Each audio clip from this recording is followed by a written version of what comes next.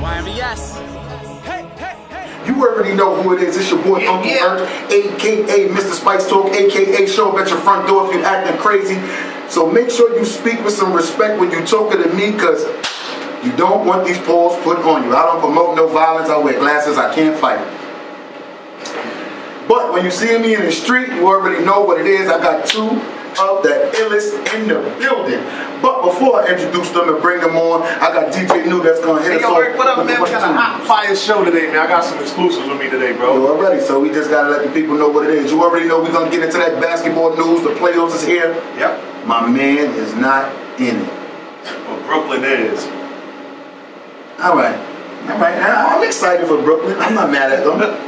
I like Dinwiddie over there, even though bitch ass Russell, the snitch, the tattletailing ass nigga, don't messing up people's relationships and shit over there rocking. I ain't mad at him though. He doing him. I mean, yo, we live to see it, man.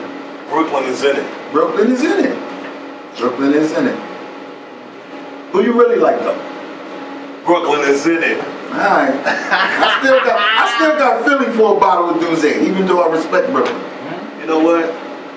Even if Brooklyn don't go all the way, they in there, man. Come on. At least you can say the playoffs is in Brooklyn, man. At least we can say the playoffs is in Brooklyn. Shout out to Brooklyn, the ball players, man. That's crazy. So what you got for us, man? What you got for us? But as far as bad news right now, Bad news. bad news. Bad news. It's looking ugly out there, man. You seen that homegirl from the news reporter laughing and shit like that? What? Nah. Oh, I missed it. I seen it. Lady on news channel laughing at the Nipsey Hussle situation. Nah, I definitely missed that. Newscaster situation. I mean, sad. Nah, I missed that. In the midst of everybody uniting, like all the gangs uniting and everything, Yeah. she was just like if it was a buffoonery, though. Like, that shit was like funny though. And what station was that? If you remember, what station she was from? We're gonna get on that. Yeah, you know we gonna get the info. I'm gonna trash and blast her. We gonna spice her right on up. Cause when somebody like that lose his life and then he bring the world together, like Right, he bring the world. He bring the world together. Like stop. You saw all the gangs out there. Shout out to Mike's on and Yandy. Yeah. You know, it was a lot of other names. I could just run down the list, but just shout out to everybody who went up there. I'm gonna be honest, I ain't know about it because we probably would have been there. Oh, most definitely. Yeah, I didn't get the memo. If somebody would have gave me the memo, I would have been there. But you know, I had a family reunion this week, man. Yeah, you was telling me. Yo, bananas, B. Yo, we was in Halifax, New Jersey, bro. Halifax, New Jersey. About 85 members of my family was out there. Yo, shout out to the Rump family, man. The Harpers, the Finches. You know, we was all in attendance. It was really nice, man. Me and my pops don't really get the bond like that, but when we do get around the family, we do our 1-2. It's been exciting. My cousin Clee, you know, some of my hood guys know about my cousin Clee, but you know, it was just awesome. You got Clee to come out there? Clee was out there with all the grandkids, all the kids. Facts. All the grandkids? All the grandkids. It was one of those moments. So you know, I'm gonna tell some of the stories. I'm gonna put up some of them clips. But let's get into a couple of joints. Let's get into a couple of joints and then we come back with our special man. Spice Talk on a Monday night, man. Let's rock out. You know, we come on 8 p.m., 9 p.m., 10 p.m. We just come on, man. We live. 8 o'clock. Don't be late, man. You already know. Now we are back. Now this is when I get to do what I do and do what I love to do. I got two of the illest in the building from New York City on these courts. LaVance Fields and Gary Irvin. Come on, man. I appreciate y'all for coming up. Come on and chime in. Herb, what's good? What's good, Herb? Come on, chime in. Thanks for having us. Yes. But Brooklyn, not New York City. Brooklyn? For sure. All right, but New York City. Nah, you gotta say all over. New York City. Nah, you gotta say all over. I'm gonna say Brooklyn. But you gotta emphasize it. It's just what it is. I mean, man, it's just like the playoffs. You gotta look, we spicing it up. Let me spice it up. I want to spice it up. So tell me. They just spiced it up just now. So tell me who's better than either one of you guys in New York City. You know I'm a competitor, so I don't think nobody better than me. Okay. That's a silly question.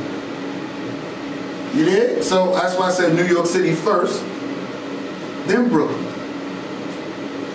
No, it's just what it is. But Brooklyn. All right. But welcome to Spice Talk on a Monday night, man. In case y'all don't know, y'all just tuning in right now, man. Go to @MrWildHerbal on Instagram Live. Go to his Facebook Live. It's Wild Herbal Spice Talk. You know what I mean? Either or. We got two of the hottest ballers, man, in Brooklyn, New York, man. See, man, sit next to you got me ready to say New York City too, man. That's all right. You keep a hood, I keep it corporate. Yo, I'm Brooklyn Zone, baby. You know that. You know I'm Brooklyn Zone, baby. You know I'm Brooklyn Zone, baby. I got you. Shout out to my man Soulful Journey, man Don Solo. What up? So now, when I'm asking these questions, because I got both you guys here, both of you play high collegiate basketball, because some of the kids don't really understand how hard it is to make it out of your areas of Brooklyn. And they don't have the type of work ethic or the type of focus that it takes to reach a quarter of the places both of you guys have been. So could either one of you elaborate? Like on my show, I'm not, this is how we do it. This is family. You want to chime in, you jump in. You here because I love y'all. I respect what y'all have done for our town of Brooklyn, and just chime in when you feel. Just yeah, I think just to elaborate, like you said, a lot of these kids nowadays, unfortunately, they just they don't have the work ethic. You know what I mean? They just think everything will be handed to them. This is an era where dudes are giving the sweatsuits and the sneakers, and that's all these kids be wanting sometimes, just to flick it up. It's a social media era.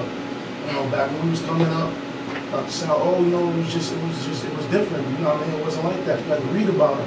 So if you read about somebody, it's like, yo, that's you took your time out to read about the person. Anybody want to bring they post them. You thinking like, oh, some top 100, and you go, you're like, oh, nobody don't know him. Like, but just on some, back to what you were saying, like they just don't be really focused. You know what I'm saying? You got some of them out there that's, doing it the right way, doing their thing. But a lot of them, majority of them, I feel like, is not. And I feel like when we was coming up, that was the thing. It was like a lot. You had definitely a different class of people who was nicer, but majority it was a good group of talent. Right. I think a great supporting cast. And when I say that, it's from really the neighborhood, the older people. You know what I mean? They pushed us. That's the biggest thing. I mean, I don't think those are the real followers. The real ones, you go to, right nowadays, you can't go to the park and play basketball. The OGs was able to, teach us something, throw us on the floor. That's what made us who we are as Brooklyn guards. And I think now, like you said before, it's the social media era to where that's the biggest part of it. Social media, they give people props. You look at these kids, they're in the same class range, and they're calling each other goats. Like, who does that? Like, where do you do that at?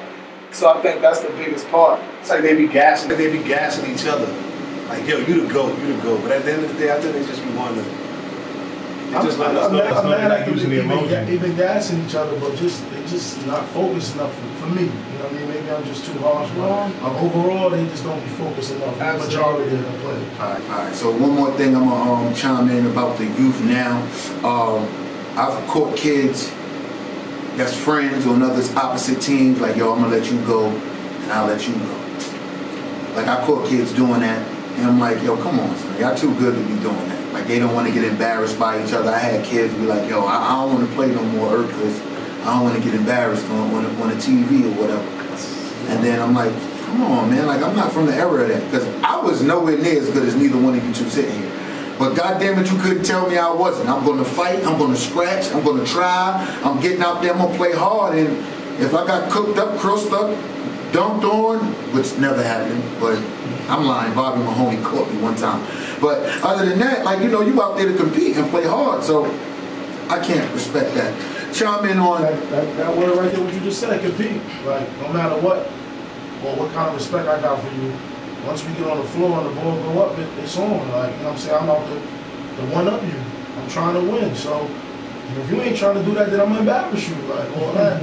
You're silly if you think I'm about to be, friendly with you out there. Like, I'm only laughing with you if I'm just cooking you, baby. I'm just laughing with you, and you said it, but other than that, I'm laughing with you, and you said it, but other than that, I'm going at you, you know what I'm saying? And that's just how I came up too. Like, the older guys, like G said around my way, was just like, it took forever for me to get on the courts over there, so I knew once I got on the courts over there, I was going to be good anywhere else after that. It's war. That's what I call it. It's a straight war. You know what I mean? It's nothing else. I mean, I couldn't even bring it to a matchup between us two. We arguing like we about to fight. You know what I mean? Like, but it's love when we see each other. Like, that's how it's supposed to be on the court. You got these dudes that's out here and they think it's sweet. You know what I mean? It's not sweet. It's not sweet. You know what I mean? Like, you hear, like, you got a lot of these kids or these young adults that just started coming outside playing basketball. You know what I mean? You got these other dudes like me and Lee that been doing it since we was young. And all they want to do is get a name. But there's a way for it. You're not getting it over here. I'll try somewhere else, but not over here. Okay. Like, and that's real talk about two of the toughest. There's a lot of tough guards that came out of New York, but this is probably two of the toughest. Yeah. I mean, it's more, but yeah, in my book, by far in my book, all the kudos. So now, I'm gonna direct my question to you now. Congratulations on coaching the NYC versus NYC. Well, that was big. It was. You see me out there yelling and screaming and kicking chairs, and you know how I feel about the Nike guys over there. And that's just me. Like, I've been around a long time. Like, I wear Nike. I'm a Nike guy at heart. You don't got to drop me no bag. You could come to the crib. I got my own Nike. I don't need nobody to get me through the lines. None of that. So when I'm there and I'm watching, and y'all know me. There's nothing wrong with Uptown. I always go uptown. I used to dance. I'm a dancer. I done roasted mad people from uptown. I'm a Brooklyn night nigga forever.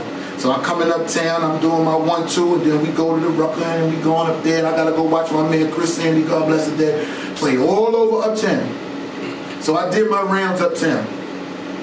So now last year, I had the opportunity of really working closely with the staff at Gersh. And you know, that's my home, you know, from the side. Shout out to DP, they just got the award, and him and Ricky Rivers. But when I'm talking about NYC versus NYC, it's like, why I gotta go all the way uptown to watch my Brooklyn guys play each other?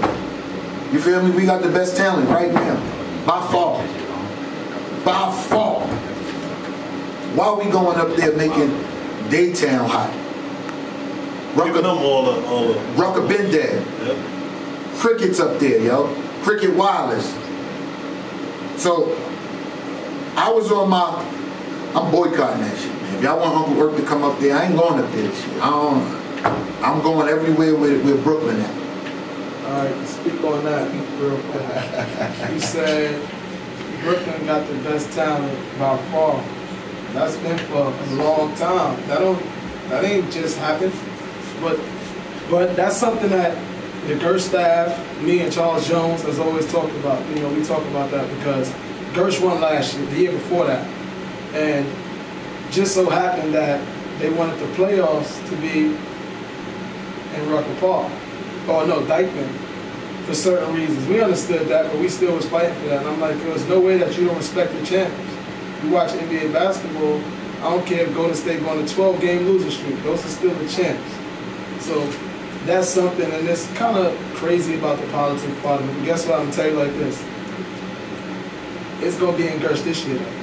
All right. I need that. So, all right. I mean, then I won't boycott. Nah, you don't need to boycott. All right.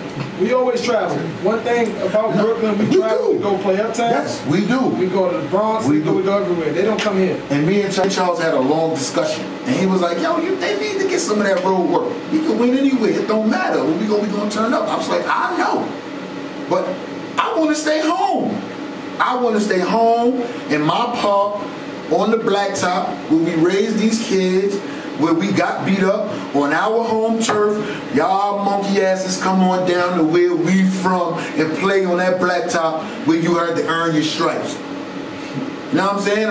It's a lot of loose jibber jabbing niggas from up there, they jibber jabbering, and I'm like, look, all right, no problem, I'm coming up there. And when I come up there, it's Cricket Wireless.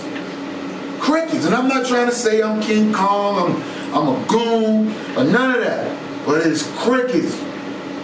Because it's proven. It feels good to win on the road, though. They was mad. They was mad. It feels good to win on the And we had to beat Queens twice. But the thing about it though, since the first meeting, they was talking crazy. Oh, I'm getting this person, I'm getting that person. Me and CJ been talking. We said it just simple.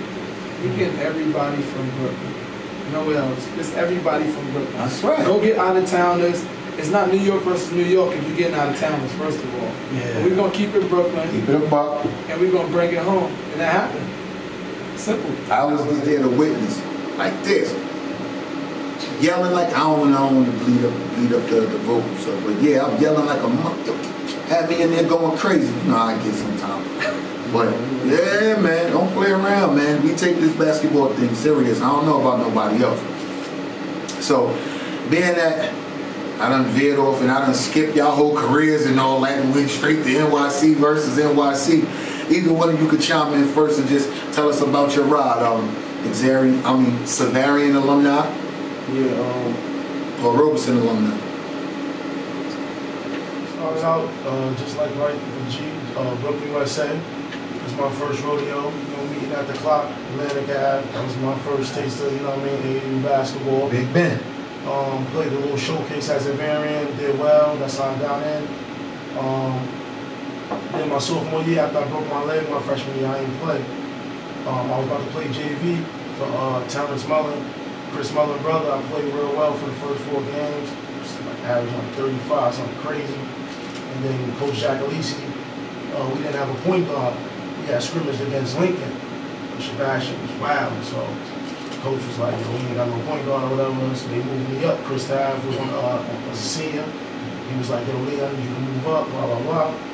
I'm like, all right, I'm gonna move up. I ain't gonna want to move up. I just wanted to play JV to wreck off. I just came off the boat. I'm gonna be real. I was like, I'm wrecking, man. I ain't trying to come up here and just pass the ball. And Chris was like, yo, bro, I need you. It's my last year. You know what I'm saying? And I fucked with CT, so I went up. You know what I mean? My sophomore year, I was basically just running the show.